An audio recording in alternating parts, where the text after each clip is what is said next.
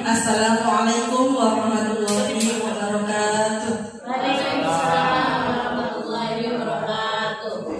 Alhamdulillahirabbil alamin wa bihi nasta'in wa ala umuri dunya waddin. Wassalatu wassalamu ala asrofil anbiya'i wal mursalin wa ala alihi wa sahbihi ajma'in, amma ba'd. Yang terhormat Bapak Kepala Sekolah SDN Pasir Putih 1, yang kami hormati Bapak dan Ibu guru semuanya, terima kasih kita sampaikan kepada Allah Subhanahu wa Ta'ala, yang mana pada kesempatan kali ini kita bisa berkumpul dalam acara diseminasi guru penggerak dari UIK dalam keadaan sehat walafiat. Kedua kalinya sholawat serta salam semoga tetap tercurahkan kepada baginda Rasulullah Nabi Muhammad Sallallahu Alaihi Wasallam. Semoga kala kita mendapatkan syafaatnya di yaumul qiyamah. Amin amin Allahumma amin. Langsung saja marilah kita buka acara dalam hari ini dengan membaca Al-Fatihah bersama-sama. Al-Fatihah. Bismillahirrahmanirrahim. Alhamdulillahirabbil alamin. Ar-Rahmanirrahim. Maliki yaumiddin. Iyyaka na'budu wa iyyaka nasta'in. Ihdinas siratal mustaqim. Siratal ladzina an'amta 'alaihim ghairil maghdubi 'alaihim waladdallin. Acara selanjutnya yaitu pembukaan dari Bapak Kepala Sekolah. Kepada Bapak Tarian kami persilakan.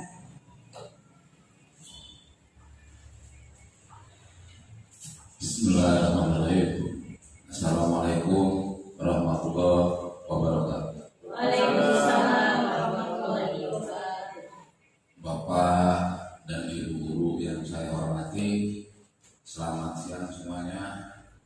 Dan kita selamat hadir, ucapan selamat buat semua guru yang saat sekarang sudah termasuk calon guru penggerak UIK ya. Mudah-mudahan dalam pelaksanaan CPG ini, walaupun kita masih dalam proses, semuanya yang tercantum dalam daftar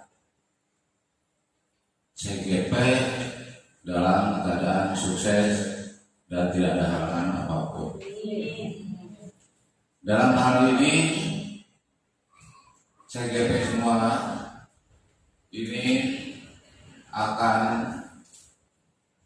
membahas masalah diseminasi modul 1.4 ini tentang budaya positif pendidikan guru penggerak angkatan 8 Kabupaten Karawang. Selamat buat semua peserta CGP. Untuk semua peserta CGP ini saya ucapkan selamat belajar, selamat menunaikan tugas, di mana harapan kami sebagai orang tua, sebagai yang dituakan, dengan keberhasilan CGP ini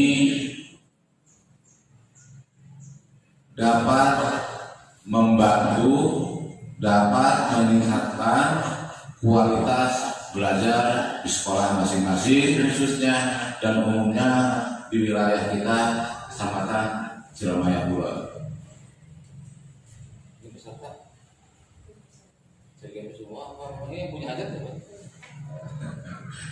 Ya, jadi yang punya hajatnya Ibu Ika Kartika Dewi ya. Mudah-mudahan Ika sebab yang paling tua berarti ya CGP. Ya, angkatan pertama Ciremaya Pura ya.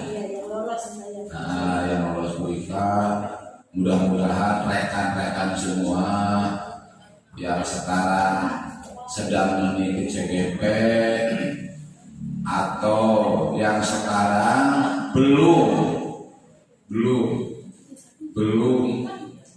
ikutan CGP mudah-mudahan dengan adanya ini juga tertarik ingin mengikuti. Kita tidak boleh jadi penonton. Sekarang kita sebagai peserta dari diseminasi modul, kita datang yang kedua kali bukan sebagai peserta, tapi kita sebagai pemangku. Jadi ulangan dari batur kita harus ya. Kita tidak boleh jadi peserta terus, tapi kita suatu saat harus jadi pemangku. Artinya kita semua harus ada di ruang lingkup CGP. Kurang dan lebihnya mudah-mudahan ini semua dapat menjadikan apa Bu Ika? Ya, mudah-mudahan Bu Ika dengan sekarang seperti mengikuti itu ya di pertengahan 3 bulan kan ya. Semuanya berapa 6 bulan kan? 7 bulan. Aduh ya. Pekerjaan yang sibuk. Mudah-mudahan yang belum dengan keberadaan Bu Ika sekarang ini akan menjadikan motivasi. Sebab apa? Keuntungan dari CGP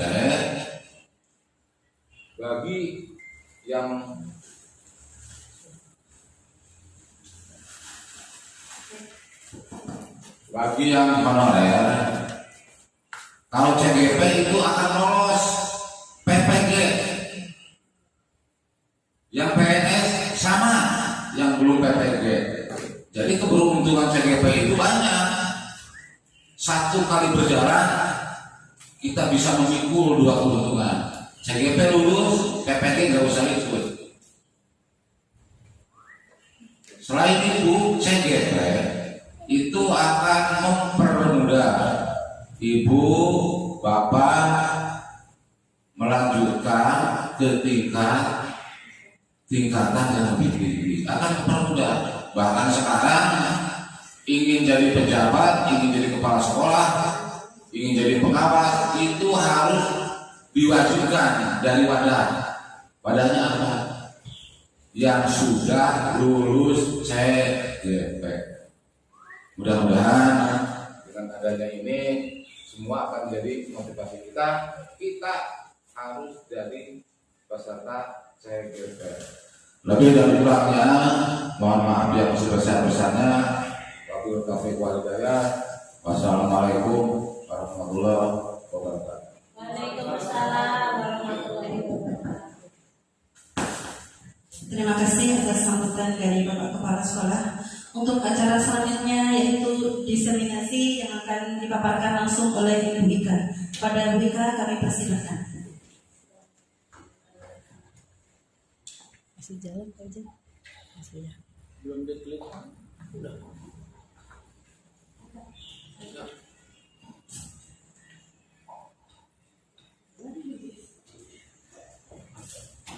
Bismillahirrahmanirrahim.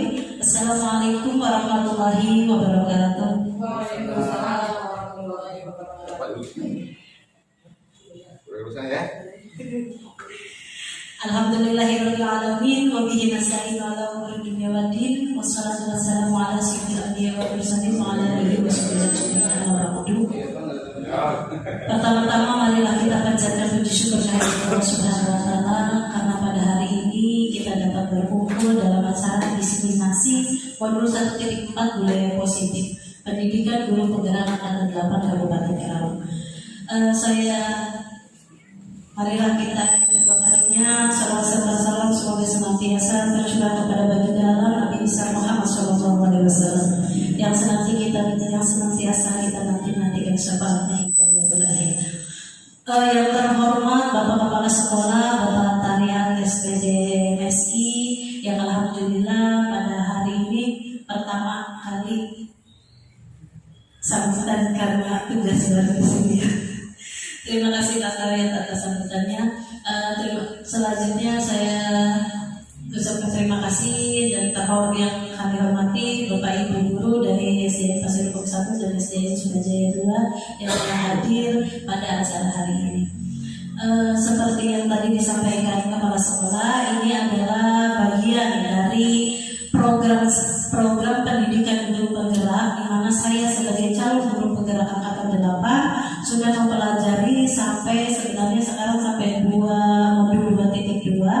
Hanya saja perlu aksi nyata untuk diseminasi atau penyebaran pemahaman dan penyebaran praktik yang sudah saya lakukan, yaitu tentang budaya positif. Ya, apa saja nanti budaya positif di sini. Mohon izin saya sambil berdiri ya, sambil start saja ya. Saya Ika Kartika Dewi, guru SD Negeri Hukum 1. Saya didampingi di dalam guru penggerak itu ada fasilitator, Ibu Yunita Riani SPD MPD ini dari Lampung, Pak. Kemudian saya didampingi pengajar praktik ini khusus untuk luring, baik pendampingan individu atau lokal karya Karawang, dengan Ibu Siti Norasia SPD MPD, beliau adalah guru SMA Cilamaya. Selanjutnya di sini yang di paket modul 1 kita mempelajari tentang filosofi pemikiran Ki Hajar Dewantara. Yang sekarang itu jadi Ki Hajar Dewantara membedakan antara pendidikan dan pengajaran. Ya. Jadi apakah kemudian kita kembalikan lagi kepada diri kita, apakah kita sudah melakukan pengajaran atau pendidikan? Kira-kira menurut Bapak Ibu lebih mana, bermakna mana antara pendidikan dan pengajaran? Pendidikan. Pengajaran. Pengajaran. Jadi kalau pendidikan dari Bu Ani dan Bu Yesi, pengajaran. Nah, di sini kita lihat pengertiannya. Menurut Ki Hajar Dewantara, kalau pengajaran itu bagian dari pendidikan. Jadi pengajaran merupakan hanya proses pendidikan dalam memberi ilmu atau faedah untuk kecakapan hidup atau secara lahir dan batin. Jadi ibaratnya hanya memberikan kecakapan hidup, hanya memberikan materi. Ya, tapi di sini pendidikan, sedangkan pendidikan yaitu memberi tuntunan terhadap segala kekuatan kodrat yang dimiliki anak agar ia mampu mencapai keselamatan dan kebahagiaan yang setinggi-tingginya, baik sebagai seorang manusia maupun sebagai anggota masyarakat. Jadi tugasnya pendidik itu lebih berat. Kenapa? Karena kita harus menuntun kodrat yang ada di dalam diri anak. Bakatnya apa? Kan yang kita tahu anaknya kan punya bakat yang berbeda. Jadi kita harus menuntun. Sebenarnya dalam pemikiran Ki Hajar Dewantara itu tugas kita itu menuntun. Ya. Untuk selanjutnya di sini dasar pendidikan yang menuntun. Nah di sini Bapak Ibu, apa yang menuntun itu? Kita diibaratkan sebagai seorang petani. Ya. Kita anak-anak itu sebagai benih. Contoh kita memiliki benih jagung, benihnya berkualitas. Nah, berarti bagaimana cara kita untuk menanam itu? Ya. Kalau misalnya kita biarkan saja ditanam, kemudian kita tidak berikan apa-apa, kita tidak siram, kira-kira benih yang bagus itu akan tumbuh atau tidak? Mungkin tumbuh tapi tidak berkualitas, karena dibiarkan misalnya banyak rumput ikutan tumbuh, ya biarkan kan, karena ya tumbuh dengan apa adanya. Tapi ketika kita urus dengan baik, pasti tanaman itu akan hasilnya baik juga. Nah di sini dasar-dasar pendidikan yang menuntun menurut Ki Hajar Dewantara. Selanjutnya kodrat alam dan kodrat zaman. Kita harus memahami bahwa anak itu ada dua kodrat, Bapak Ibu. Ada kodrat alam dan kodrat zaman. Alam itu antara anak-anak yang di pasir putih mungkin ya dengan di pasir hitam bisa berbeda. Ya kalau di sana ngomong keras itu aja ya karena lingkungannya, daerahnya itu memungkinkan dengan suara teratur dan lain sebagainya, jadi dia harus keras. Tapi misalnya di pasir itu berbeda, dan itu pun kita harus mengetahui itu kodratnya. Kemudian kodrat zaman antara tahun 70 Pak Ujang SD-nya berapa?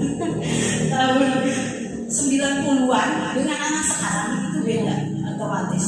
Ya sekarang udah pakai pembelajaran menggunakan teknologi itu sudah bisa diterapkan. Dan zaman dulu itu tidak. Jadi kita harus memahami ini antara kodrat alam anak dan kodrat zaman. Selanjutnya yang akan didiseminasikan hari ini adalah tentang budaya positif. Budaya positif ada terdiri dari disiplin positif, teori motivasi, disiplin positif dan nilai-nilai kebijakan universal, teori motivasi, hukuman dan penghargaan, restitusi, keyakinan kelas, kebutuhan dasar manusia dan dunia berkualitas, restitusi 5 posisi kontrol, restitusi segitiga restitusi. Bapak Ibu mungkin bertanya apa ini? Ya. Selanjutnya kita lihat. Nah, sekarang permainan, saya ingin permainan. Bapak Ibu dipersilahkan anggap saja memegang satu benda berharga di tangan Bapak Ibu. Boleh berpasangan. Bu Hana anggap memegang sesuatu. Bu Hana bisa sama ini ya, Bu Ani. Bagaimana? Coba, aduh.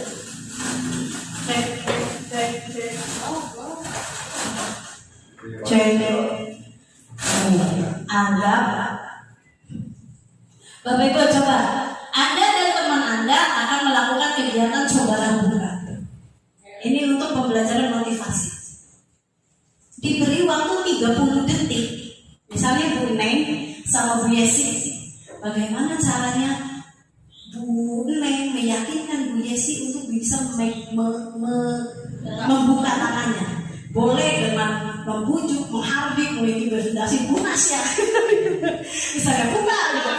Ayo Bu Yesi dibuka. Bagaimana? Tapi tergantung. Bu Yesi mau nggak membuka, terserah. Gimana caranya supaya bisa membuka tangan? Ayo. Yes. Pak Ujang. Top. Wes ya. Ayo, Wes.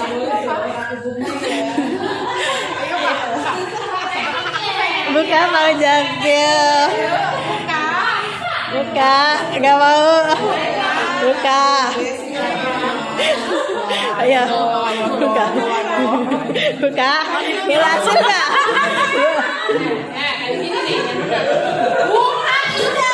Tidak dibuka, kamu pulangnya. Bisa nggak? Bisa nggak? Bisa nggak? Sekarang gantian. Berarti nggak bisa kebuka ya? Berarti nggak bisa kebuka. Coba, bu. Ya. Tadi dulu.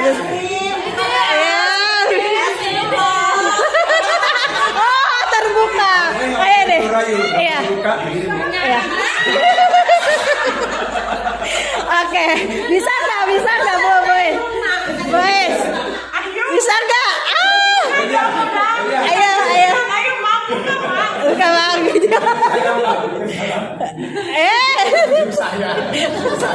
Udah. Oke. Saya nggak bisa menyalurkan. Ya, siap. Tidak pakai Melayu kalau saya. Oke. Kembali lagi. Jadi tadi ada yang tidak bisa dibuka dan ada yang bisa dibuka. Kira-kira kontrolnya ada di mana? Di orang lain atau di diri kita? Betul sekali. Ada di diri kita. Kenapa butuh motivasi intrinsik, motivasi dalam diri? Sama halnya dengan anak-anak. Suruh nulis yang itu, tapi ketika di dalam diri motivasinya belum ada, tidak bisa. Nah, bagaimana caranya? Merayu lah, gagal merayu, inilah, nah itu. Selanjutnya nih, apakah Anda dan atau B membuka kepala tangan Anda? Ya tadi. Ada juga dengan tadi kan ya dengan terbuka airnya, Bu Ani ya, dengan dirayu es krim. Nah sebenarnya itu kan sebenarnya tetap dari motivasi dalam diri karena dirayu hal-hal yang seperti itu. Tapi tetap aja adanya di dalam diri. Nah, di sini adanya stimulus respon dan teori kontrol. Kita harus tahu, kita sekarang masuknya ke teori kontrol menggunakannya, jangan lagi stimulus respon.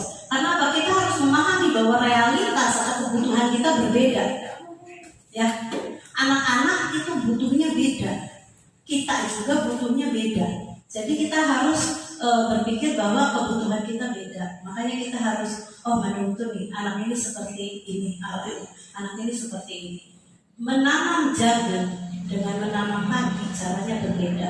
dengan menanam cabai caranya beda. Begitupun anak, ada yang susah gampang, apa yang ditanamnya gampang padu awur, jadi apa ya, sukun biasanya itu tahu-tahu jadi sendiri, bandara jadi sendiri tanpa gitu ya. Ada yang harus telaten gitu, harus dituin daunnya. Nah itu sama halnya lah.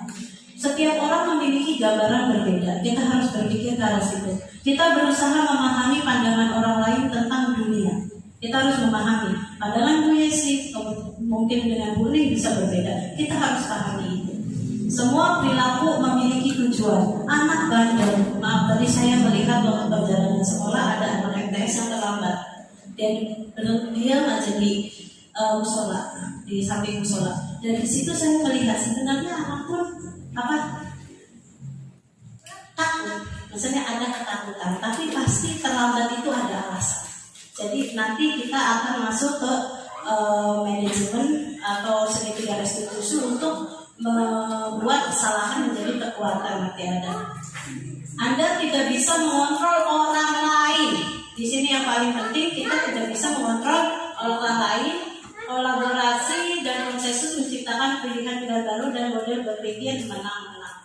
Selanjutnya, disiplin positif merupakan pendekatan mendidik anak untuk membentuk kontrol diri dan pembentukan kepercayaan diri sehingga mereka bisa berperilaku dengan mengacu pada nilai-nilai kebaikan universal dan memiliki motivasi intrinsik bukan ekstrinsik. Nah, di sini ada nilai-nilai kebajikan. Nilai-nilai kebajikan itu apa? Nah, di sini banyak sekali nilai-nilai kebajikan yang kita kenal saja di sini. Contohnya saya nih, nilai-nilai kebajikan di mana kedua pakar kayak Utara dan dosen itu menyebutkan bahwa belajar untuk kontrol diri agar dapat mencapai suatu tujuan mulia. Tujuan mulia di sini mengacu pada nilai-nilai atau prinsip-prinsip mulia yang dianut seseorang.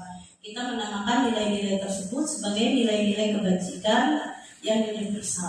Contohnya adalah profil pelajar Pancasila.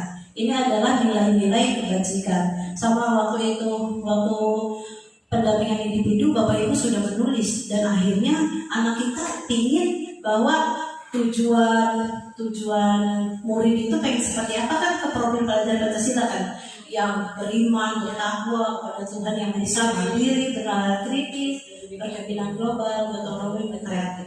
Ini adalah nilai-nilai yang harus kita terapkan. Jadi dari motivasi intrinsik dalam diri anak-anak maka akan muncul profil pelajar Pancasila. Contohnya, ini juga ada nilai-nilai kebajikan 9 pilar karakter Indonesian Heritage Foundation. Ini ada, tapi kita lebih ke profil pelajar Pancasila. Teori motivasi.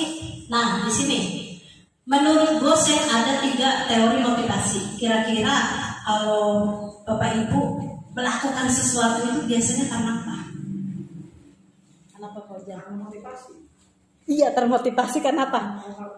Kalau saya melakukan sesuatu itu misalnya ke warung beli makanan itu karena lapar. Misalnya, kalau Bumi karena apa? Karena kebutuhan.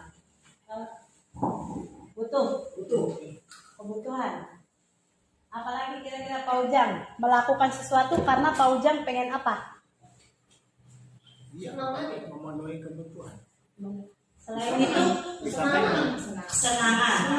Terus suka diiming, Melakukan tugas, suka diiming sesuatu kalau bisa selesai itu karena iming-iming, penghargaan. Terus Menjalankan kewajiban. menjalankan kewajiban, Ujang. Kalau Ibu Yes, takut hukuman. Kenapa saya melakukan ini? Iya, takut. takut dimarahin, takut dihukum. Iya. Takut dimarahin atau takut dihukum. Nah, betul sekali. Di sini menurut Gosen ada 3. Yang pertama, orang termotivasi melakukan sesuatu itu karena menghindari ketidaknyamanan atau hukuman. Ya. Ada KPR, takut dihukum Bu Yesi misalnya gitu. Kedua, mendapatkan imbalan dengan kata Bu Yesi. Kalau kerjain ini dapat ini, misalnya kan. Atau mau rajin belajar biar juara 1 dapat hadiah gitu. Nah, terus Tapi yang ketiga ada untuk menjadi orang yang mereka inginkan dan menghargai diri sendiri dengan nilai-nilai yang mereka percaya. Seperti Pak Ujang tadi, ya karena tanggung jawab, karena sadar misalnya ini tanggung jawab saya. Terus kita paham anak rajin mengerjakan PR tepat waktu karena tahu nilai-nilai itu harus dibangun seperti itu. Bukan karena hukuman, bukan karena penghargaan. Jadi ada kita memahami, menghargai diri sendiri lah gitu ya. Nah, selanjutnya di sini hukuman dan penghargaan. Hukuman adalah bentuk pengendalian perilaku seseorang yang bersifat memaksa dan menyakiti dengan menciptakan identitas gagal. Misalnya hidung, angkat kaki, itu menghukum. Kemudian penghargaan adalah bentuk pengendalian perilaku seorang dengan suatu benda atau peristiwa yang diinginkan, yang dibuat dengan persyaratan. Biasanya ya, ayo nanti kalau kamu rajin sekolahnya, nanti kamu dikasih hadiah. Ayo nanti kalau kamu juara satu, nanti ini masuk penghargaan. Tapi ternyata penghargaan itu tidak selalu bernilai positif. Ada sebenarnya di modul, tapi saya tidak sampaikan di sini. Selanjutnya, nah Bapak Ibu, di sini ada hukuman. Ini ada konsekuensi, ini ada restitusi. Mungkin hukuman itu kita sudah paham, ya, bagaimana itu bersifat tidak terencana dan tiba-tiba. Kadang-kadang anak terlambat, kamu misalnya terlambat ya pusat, misalnya itu berarti hukuman. Atau anak lagi mengerjakan tugas, tidak mengerjakan tugas ribut aja, disuruh ke depan ditakut, itu hukuman. Nah, ada juga konsekuensi. Konsekuensi itu sudah terencana dan sudah disepakati. Misalnya datang terlambat, sudah dikasih tahu konsekuensinya. Misalnya mengerjakan tugas, ketika ujian datang terlambat, maka waktunya akan berkurang misalnya. Maka anak-anak tahu konsekuensinya, mengerjakan lebih sedikit. Nah, di sini ada restitusi. Restitusi itu apa? Proses menciptakan kondisi bagi murid untuk memperbaiki kesalahan mereka, sehingga mereka bisa kembali dengan kelompok mereka dengan karakter yang lebih kuat. Jadi dari restitusi ini, restitusi juga merupakan proses kolaboratif yang mengajarkan murid untuk mencari solusi untuk masalah mereka dan membantu murid berpikir tentang orang seperti apa yang mereka inginkan dan bagaimana mereka harus memperlakukan orang lain. Jadi menurut Bapak Ibu, kira-kira kita mau menjalankan yang mana? Restitusi, betul sekali Pak Ujang. Hukuman kalau bisa sudah jangan digunakan lagi hukuman. Kemudian konsekuensi masih bisa digunakan untuk anak, tapi lebih baik lagi ke restitusi. Jadi dari kesalahan anak-anak bisa mengetahui solusinya dan nanti jadi kekuatan. Selanjutnya ini contoh kasus. Iva kurang menguasai pelajaran matematika sehingga pada saat pengajaran tersebut berlangsung dia lebih banyak berdiam diri atau menggambar di buku pelajarannya. Berarti Iva ini bakatnya mungkin digambar ya. Nah, pada saat guru matematikanya pasien menanyakan pertanyaan ke Iva menjadi gugup dan tak sengaja menjatuhkan tasnya dari kursi serta tiba-tiba menjadi gagap pada saat berusaha menjawab. Seluruh kelas pun tertawa melihat perilaku Iva yang bicara tergagap dan terkejut. Pak Seno pada saat itu membiarkan teman-temannya Iva menertawakan Iva yang tergagap dan malu luar biasa, dan malah minta Iva untuk maju ke depan dan berdiri di depan kelas sambil menunjuk hidungnya karena tidak bisa menjawab pertanyaan Pak Seno. Kelas semakin gaduh dan anak-anak pun tertawa melihat Iva di depan kelas memegang ujung hidungnya. Kira-kira menurut Bapak Ibu setuju gak dengan perlakuan Pak Seno? Itu malah kurang setuju mah. Anaknya tertekan. Ya, anaknya tertekan, tidak jadi menghasilkan identitas gagal. Saya gagal seperti itu. Nah ya, jadi jangan dicontoh. Ini restitusi sebuah cara menanamkan disiplin positif pada murid. Ini masih banyak sebenarnya, jadi saya lewat. Nah, Bapak Ibu, selanjutnya adalah keyakinan kelas. Apakah Bapak Ibu sudah membuat keyakinan kelas atau keyakinan kelas di sekolah? Kenapa perlunya keyakinan kelas? Karena Nih, kita ini ya, keyakinan adalah nilai-nilai kebajikan universal yang disepakati secara tersirat dan tersurat. Berarti ini harus disepakati ya antara murid dan guru. Keyakinan kelas adalah kesepakatan kelas yang dibuat berdasarkan nilai-nilai kebajikan universal tadi. Jadi kenapa kita harus punya keyakinan kelas dulu? Ketika anak melakukan kesalahan, maka kita kembalikan lagi ke keyakinan kelas tadi. Begitu. Jadi kenapa ini penting kita membuat keyakinan kelas? Ketika anak melakukan kesalahan, nanti ada segitiga restitusi, kita akan menanyakannya ke sini, ke keyakinan kelas. Apakah misal keyakinan kelas dengan membersihkan dengan ruangan kelas yang bersih, maka belajar karyawan. Atau misalnya saling menyayangi dengan ini ketika ada berantem, ingatnya kita keyakinan kelas apa? Kita harus saling menyayangi. Nanti kalau seperti itu perlunya keyakinan kelas. Pembentukan keyakinan kelas di sekolah nanti ya saya skip ya. Lanjutnya, nah ini pendalaman keyakinan kelas. Tidak terlihat ya. Misalnya ini format dan tampak seperti tepat datang tepat waktu. Tampak tidak tampak seperti sering terlambat. Nah, jadi ini mah kalau misalnya disiplin, berarti rajin mengerjakan PR. Di sini sering tidak mengerjakan PR, jadi terlihat dan tidak terlihat. Lanjut, nanti saja ya kita disiplin. Nah ini bisa juga menggunakan tugas saya dan tugas kamu. Tugas saya dan tugas kamu di sini misalnya guru tugasnya apa? Ya, mengajar. Murid tugasnya apa? Belajar. Guru tugasnya menjawab pertanyaan misalnya. Banyak kita tulis tugas murid itu apa? Terus kemudian tugas murid apa? Nah, nanti juga di bawah ada tugas guru, tugasnya bukan menyakiti, bukan memaksa kamu untuk belajar. Nah, di sini bisa lihat kegiatannya kegiatan tugas saya dan tugas kamu. Selanjutnya, nah ini keyakinan kelas 1B. Yang pertama itu contohnya selalu menjaga kebersihan, mengerjakan tugas dengan mandiri dan jujur, saling menyayangi dan tolong menolong, berperilaku dan berkata sopan, menghormati guru dan teman, disiplin dan tepat waktu, belajar dengan sungguh-sungguh, berpakaian rapi dan membudayakan 5S. Senyum, salam, sapa, sopan, santun. Ini keyakinan kelas 1B. Ketika ada masalah di kelas, maka kembalikan lagi ke sini. Selanjutnya, ini menurut Gosen kembali dalam ini menurut Dr. William Glasser dalam Choice Theory kebutuhan dasar manusia. Kebutuhan dasar manusia itu terbagi menjadi 5.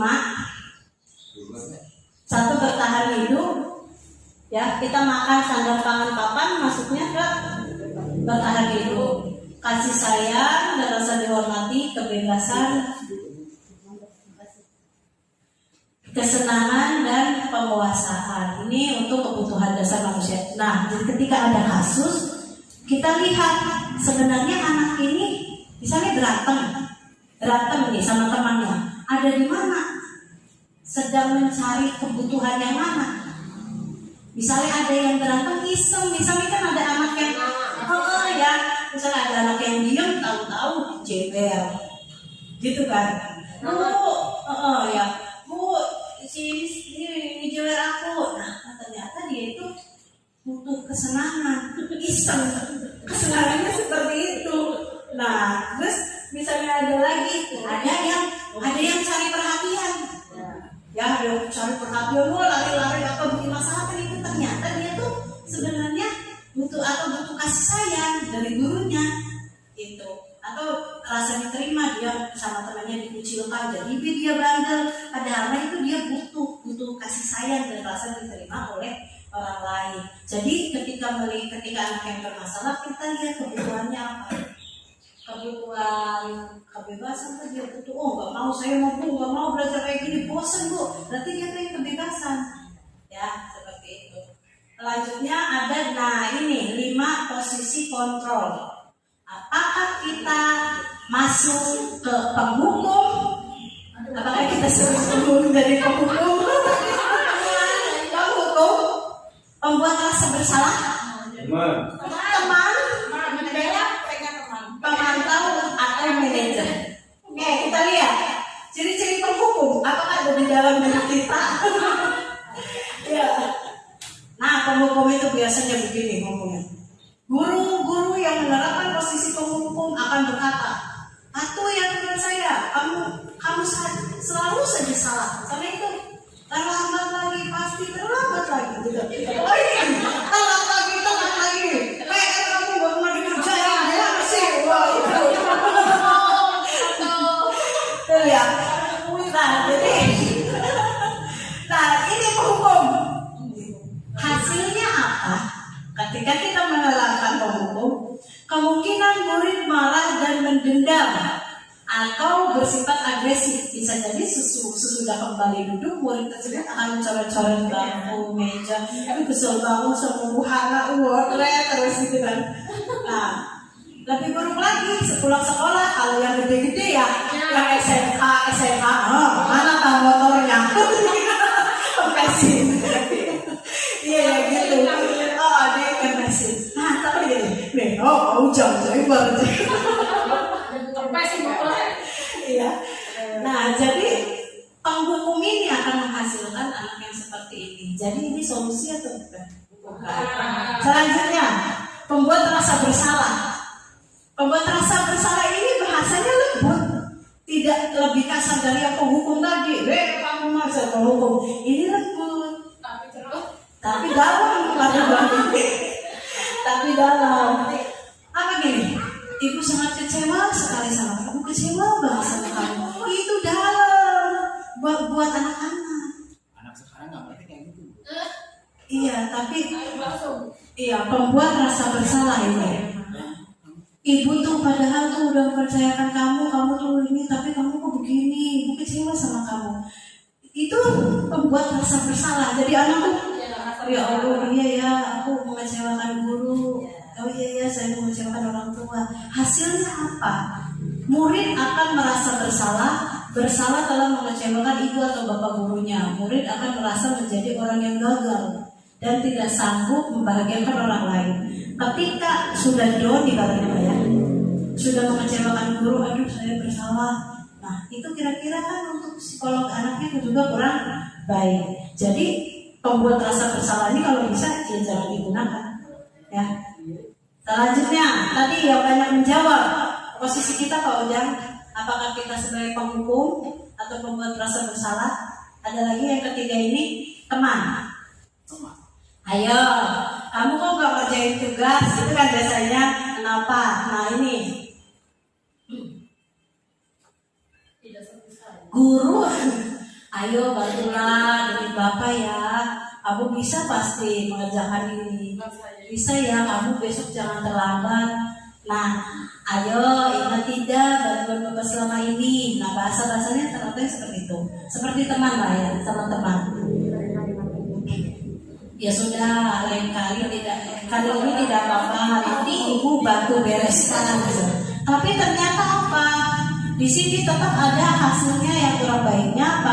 Murid akan merasa senang dan akrab dengan guru. Ini termasuk dampak yang positif. Hanya saja di sisi negatif, murid menjadi tergantung pada guru. Misalnya contoh, biasanya iya terus tidak sopan ya Bu Ani. Betul. Nah, iya.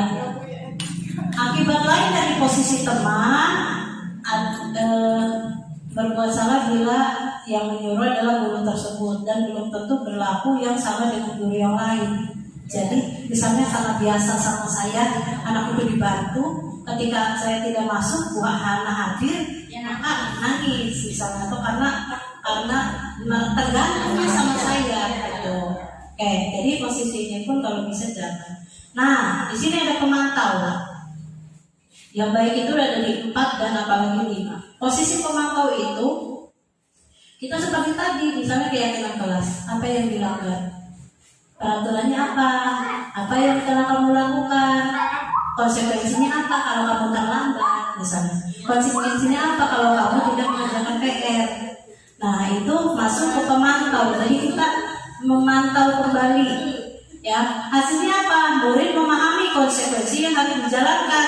Oh iya ya, kalau saya tidak mengerjakan PR, konsekuensinya ya misalnya saya harus mengerjakan sendiri di perpustakaan misalnya. Kalau misalnya disepakati dulu. Nah, guru tidak menunjukkan suatu emosi yang berlebihan, kan tidak menguras emosi. Kesabaran kita tisu. Nah, jadi guru tetap harus memantau murid pada saat mengerjakan tugas di jam istirahat karena murid tidak bisa ditinggal seorang diri. Terakhir, kalau bisa kita jadi manajer, ya. Kalau bisa kita jadi manajer. Kita di posisi ini berbuat sesuatu bersama dengan murid, mempersilahkan murid mempertanggungjawabkan perilakunya, mendukung murid agar dapat menemukan solusi atas permasalahannya sendiri. Nah, seorang manajer telah memiliki keterampilan di posisi teman maupun pemantau. Pasti kalau dia udah di posisi manajer, kita sudah teman dan memantau. Tadi kan teman-teman kebanyakan udah di teman ya, tingkatkan lagi, misalnya di pemantau dan sekarang di manajer. Murid diajak untuk menganalisis kebutuhan dirinya maupun kebutuhan orang lain. Di sini penekanannya bukan pada kemampuan membuat konsekuensi, namun dapat berkolaborasi dengan murid bagaimana memperbaiki kesalahan yang ada. Seorang manajer akan berkata begini, apa yang kita yakini, salahnya bandel ya, apa yang kita yakini, kita kan harus menyayangi teman misalnya. Nah, apa kamu meyakininya? Iya, Bu yakin kalau misalnya menyakiti teman itu misalnya dosa atau apa gitu. Jika kamu meyakininya, apa kamu bersedia memperbaikinya? Nah, jadi itu posisi manajer, bukan hanya memantau, tapi terus apa rencana kamu untuk memperbaiki hal ini? Jadi anak-anak bisa tahu kesalahannya, bisa juga nanti ke depannya akan seperti apa, menemukan solusi. Tapi beda Apa? posisi ini tidak sama antara mengajar ketemu dengan anak kelas 1 dengan Nih, Bu Yes. ketemu dengan anak yang lain. Gimana Bu Yes? Menurut pengalaman saya, dalam posisi kita jadi guru di sini beda kalau kita mengajar di kelas tinggi dengan kita mengajar di kelas rendah. Mungkin kalau di kelas tinggi, kalau kita terlalu menjadi teman, akan tidak baik buat mereka. Kalau misalnya di kelas rendah kita jadi manajer, kayaknya dia juga bingung karena harusnya lebih ke agak maksudnya ya teman gitu maksudnya. Kalau di kelas 1 kelas 2 mungkin ke teman ke sana. Cuma kalau di kelas 6 kelas 5 kelas 6 nggak bisa kalau ke teman, dia terlalu udah berpikirnya ada macam-macam. Jadi kita memang bagusnya untuk pemantau ya kalau di kelas yang tinggi itu. Jadi beda cara menangani anak-anak itu. Itu aja mungkin dari pengalaman. Memantau meningkat ke manajer. Ya. Di sini Bapak Ibu, terima kasih Bu Yesi sudah memberikan tanggapannya, berpendapat bahwa mungkin kita membedakan lebih terasa lagi kalau ini kita masih tingkatan SD, kan ada di SMP dan SMA. Nah betul, mungkin yang Bu Yesi tanyakan seperti itu, tapi ternyata bisa diterapkan manajer di SD kelas. Saya kemarin praktekkan di kelas rendah, saya praktekkan bagaimana menjadi posisi manajer. Nanti pakainya segitiga restitusi. Ini Bapak Ibu bisa lihat video ini. Di sini ada contohnya. Bapak kepala sekolah, nak, disangka ibu tidak bisa membina kamu. Duh, gimana ini? Ada di mana ini? Membuat kelas Duh, Gusti Naren, kamu suka ya kalau ibu ditegur bapak kepala sekolah? Terus, sekarang ibu harus tulis apa ini di buku absen? Ini kamu sudah sering terlambat loh. Ibu harus apa coba? Maaf Bu, maaf sekali. Ya sudah, lain kali jangan bikin ibu susah lagi ya nak ya. Ibu tidak akan kuat lagi kalau kamu gini terus. Bisa jantungan kalau ibu tegur bapak kepala sekolah. Sana cepat ke kelas. Maaf ya Bu, maaf sekali. Posisi pembuat rasa bersalah berbicara dengan nada tenang, cenderung lembut.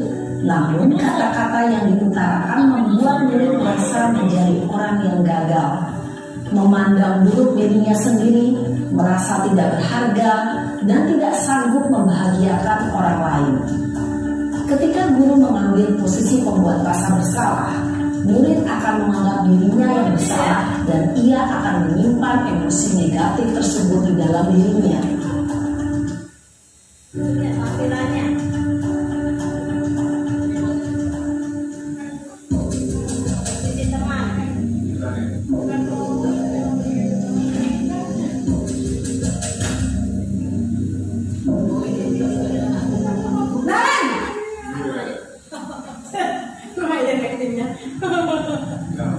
Selamat pagi Bu.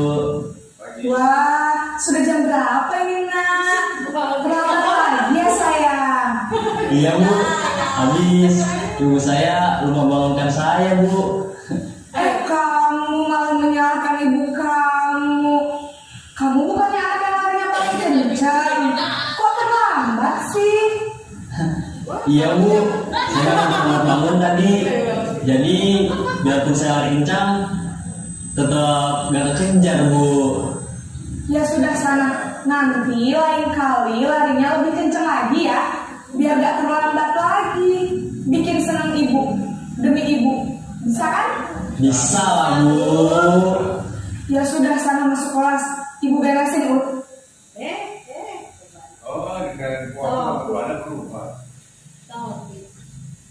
Urusan absen kamu ini ada-ada saja.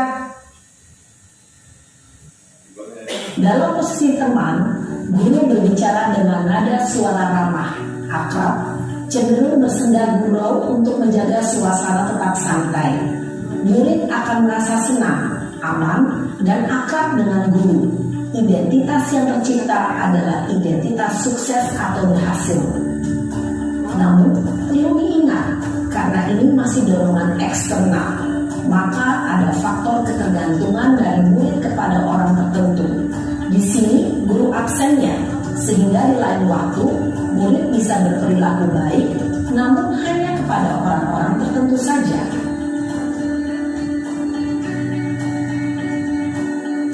Nah ini posisi pemantau ya. Ini yang bagus.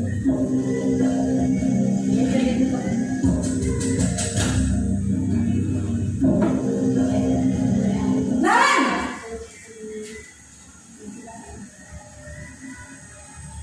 Selamat pagi Bu. Naren, apa peraturan sekolah kita tentang jam berapa kita harus masuk sekolah nak? Kita harus di sekolah jam 7 Bu. Iya betul, sekarang sudah jam 7.20. Naren sudah tahu konsekuensinya jika terlambat hadir. Paham Bu, saya harus tinggal kelas pas jam istirahat selama 20 menit. Iya benar, konsekuensinya demikian. Jadi nanti jam 9.30 pas istirahat, kamu harus tinggal di kelas, kerjakan tugas tambahan untuk ketertinggalan kamu, ya? Baik Bu. Posisi pemantau mengandalkan penghitungan atau data untuk mengontrol murid. Guru mengarahkan murid berdasarkan peraturan dan konsekuensi. Seorang pemantau menunjukkan bahasa tubuh dan ekspresi wajah yang datar dan cenderung formal. Nah ini posisinya ini.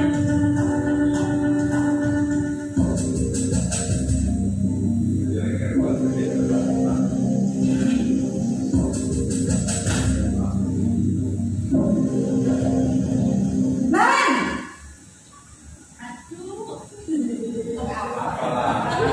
Selamat pagi Bu. selamat pagi Naren. Maaf Bu, saya terlambat. Iya, sekolah masuknya jam 7, sekarang sudah jam 7.20. Jadi sekarang bagaimana ini Naren? Maaf Bu, saya lupa setel alarm saya semalam. menurut kamu keyakinan sekolah yang mana yang perlu kamu tingkatkan? Menghargai diri sendiri dan orang lain mungkin ya Bu. Setuju. Jadi, apakah Naren meyakini prinsip saling menghormati tersebut? Iya Bu, saya meyakininya. Apakah Naren bersedia memperbaiki masalah keterlambatan ini? Bersedia Bu. Bagaimana kamu akan memperbaiki masalah keterlambatan ini? Saya akan coba untuk tidak lupa menyetel alarm saya Bu. Baik, kalau Naren lupa menyetel alarm di rumah, ada orang yang kira-kira bisa bantu mengingatkan tidak? Ada Bu, kakak saya, Kak Emma. Ada lagi selain Kak Emma? Selain Kak Emma, ada ibu saya. Baik, jadi yang mengingatkan Naren adalah Kak Emma dan ibu kamu ya? Kira-kira akan mulai set alarm kapan nih Naren? Setelah pulang sekolah, akan segera saya lakukan.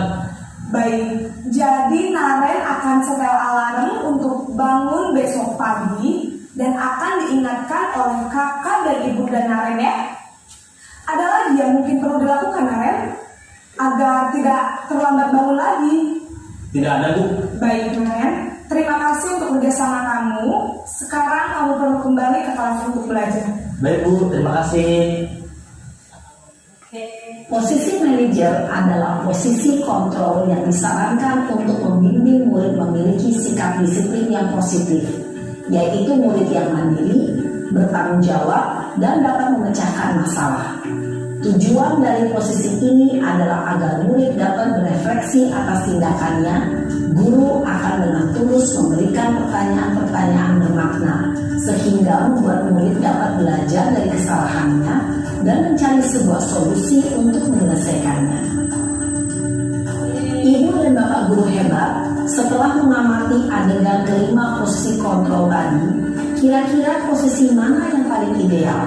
Posisi mana yang dapat menunjang motivasi intrinsik murid? Ya, tentu posisi manajer.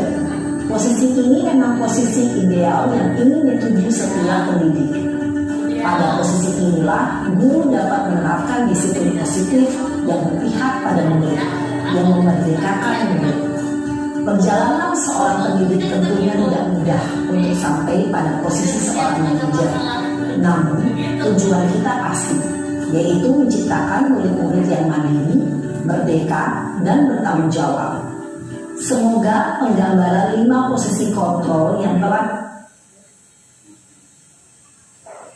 diperlihatkan ini dapat menjadi ajang refleksi bagi kita semua agar dapat terus mengasah dan menerapkan disiplin positif yang memerdekakan murid. Mari terus berlatih dan bersemangat. Selamat menerapkan. Salam dan bahagia Ibu dan Bapak guru hebat.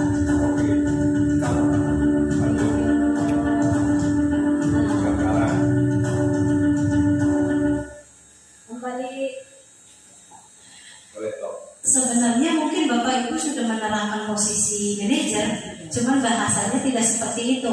Misalnya anak-anak kita tahu ya, kamu tahu kan kalau ini salah, iya Bu, misalnya gitu kan. Nanti kamu boleh seperti ini, kamu harus sebenarnya udah. Kalau misalnya di kita kan SD bahasanya itu hanya bahasanya saja. Kalau misalnya di SD, aduh kayaknya belum bisa anak untuk mengingat keyakinan kelas sekolah dan lain sebagainya misalnya. Tapi sebenarnya kita sudah dengan bahasa yang sederhana. Ya kalau bisa kita ada di posisi pemantau atau manajer. Di sini segitiga restitusi.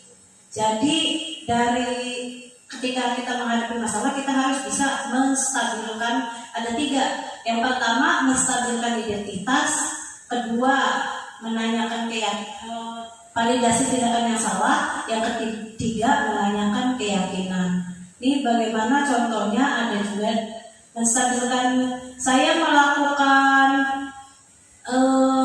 video segitiga restitusi, kita lihat lagi videonya agar Bapak Ibu jelas. Di sini saya melakukan ceritanya, ini tugas saya.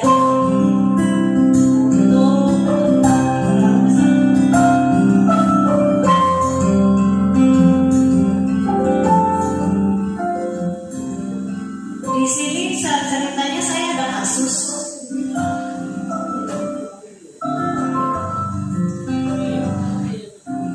Nah, bisa dibaca ceritanya kasus satu. Ibu Ika saat jam istirahat.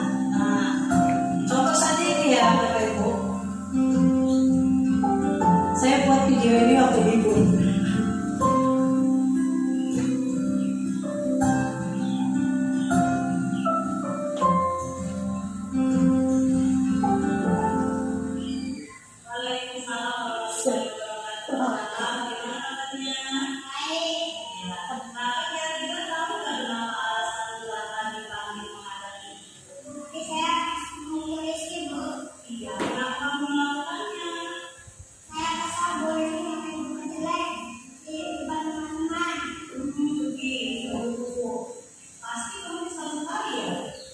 Bukan identitas, kita masuk ke anak perasaannya. Dia pada saat itu kalau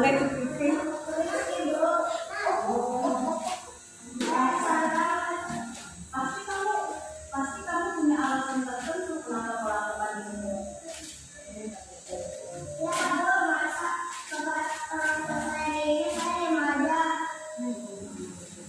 Ya wajar kamu mempertahankan harga diri dari kamu. Nah sekarang kita lihat apakah tindakan kamu memukul fisik itu sesuai dengan keyakinan kelas kita? Tidak Bu. Kira-kira keyakinan kelas apa yang tidak sesuai dengan tindakan kamu? Saya sebenarnya sangat menghargai orang lain, tapi saya kesal. Kamu meyakini tidak kalau menghargai orang lain itu penting? Iya Bu. Ya, setuju. Kita harus saling menghargai ya, tapi ada juga keyakinan kelas yang harus kita lakukan. Kira-kira kamu akan bertindak seperti apa? Saya akan berusaha dan memikirkan dampaknya ke depan. Ya, betul. Bapak Ibu tadi sudah menonton video untuk contoh penerapan segitiga institusi. Sebenarnya ada satu lagi video penerapan budaya positif yang kemarin penerapan budaya positif bisa kelas 1 di kelas 1B. Tugasnya seperti ini Bu ya. Nunggu nih panganan ya.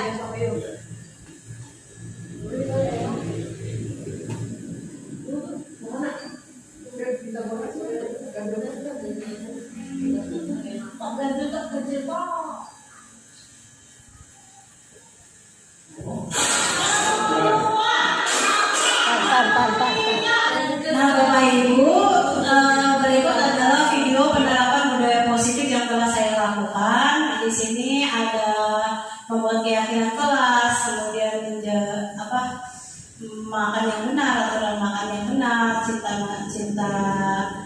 cinta tanah air. Di sini ada videonya, maka bisa Bapak Ibu tonton.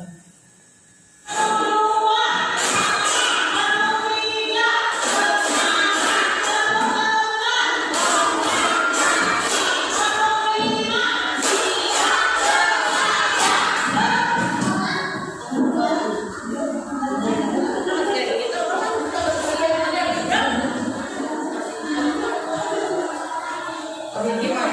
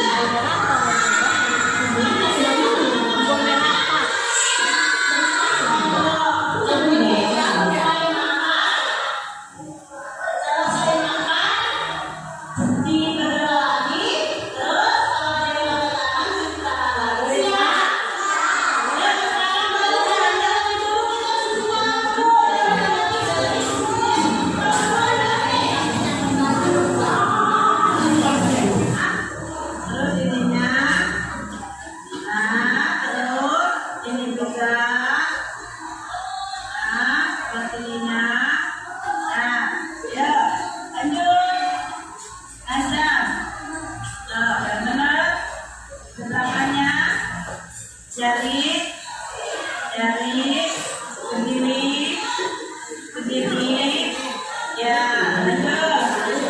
Jari ya.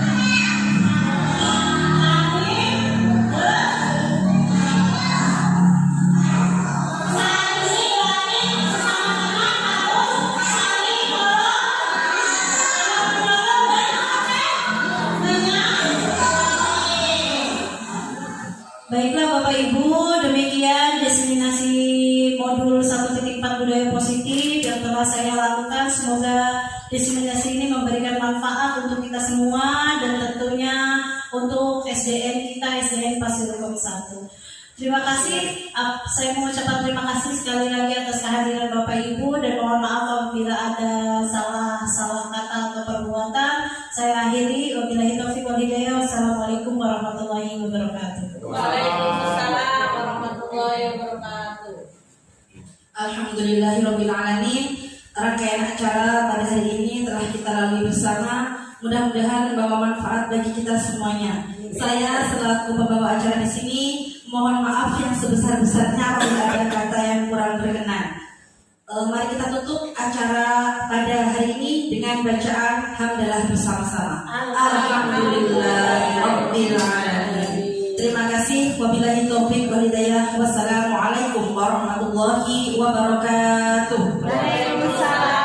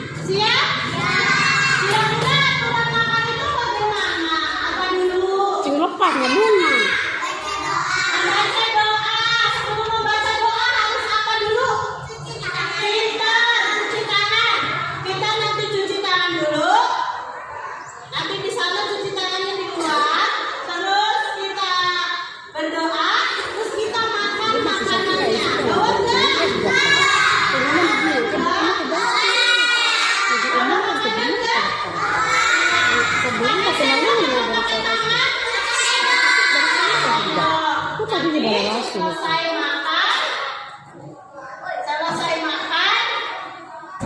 berdoa lagi, terus kalau ada yang pakai tangan, cuci tangan lagi. Siap? Ya, sekarang balik yang laki-laki dulu, kita cuci tangan dulu. Yang laki-laki balik, perempuan balik. Si RT mah. Yuk, Rafa. Ini mah. Rafa, yuk, dimulai. Oh ya, cuci tangan tuh, pakai air. Ininya juga nanti. Ya, terus bagian atas, jari, kuku gini, oke? Ya, gini. Jangan cuci tangan cuma gini aja. Udah, ya, bersih. Karena takutnya ada kuman di sela-sela ini. Paham? Oke. Yuk, dimulai dari SD laki-laki. Ayo Pak semua. Nah, terus ininya. Nah, terus ini juga. Nah, sebelah sininya. Nah, yuk, lanjut. Nazam. Tuh, yang benar. Di belakangnya. Jari. Begini. Ya, lanjut. Cahaya.